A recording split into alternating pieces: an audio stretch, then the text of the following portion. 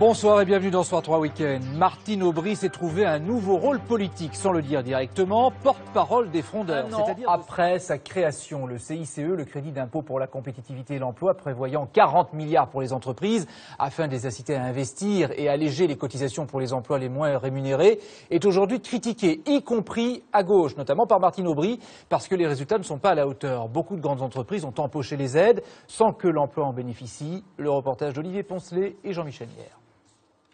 Voilà 2 ans que le crédit d'impôt compétitivité-emploi a été mis en place. Depuis, il a été intégré au pacte de responsabilité et un comité est chargé de son évaluation. Résultat, en 2014, les entreprises françaises ont déjà profité de 8 milliards d'euros de crédit d'impôt. Mais pour quel effet sur l'emploi?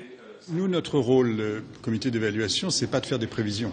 C'est d'essayer d'apprécier la réalité au fur et à mesure.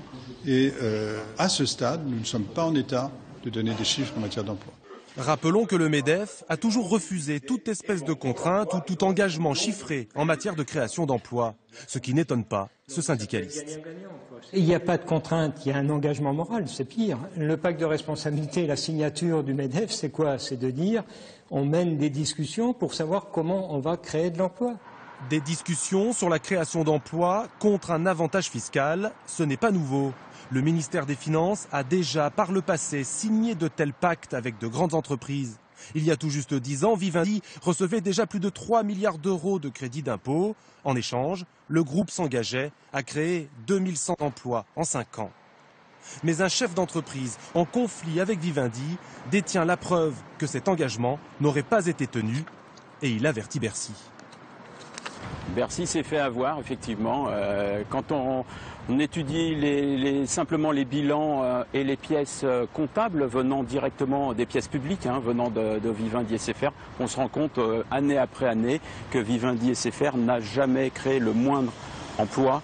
Vivendi a refusé de répondre à nos questions face caméra. En fait, le groupe affirme avoir bien créé des emplois, mais quand on regarde dans le détail...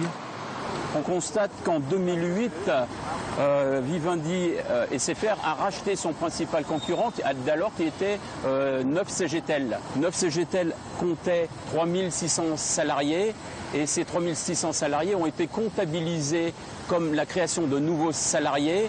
Si l'on déduit ces 3600 salariés intégrés à Vivendi, le groupe aurait en fait détruit des emplois. Persuadé que l'entreprise doit rendre ces milliards d'euros de crédit d'impôt finalement injustifiés, Philippe Fonfrède a récolté 32 000 signatures et en tant que citoyen, il demande l'ouverture d'une enquête parlementaire sur le sujet.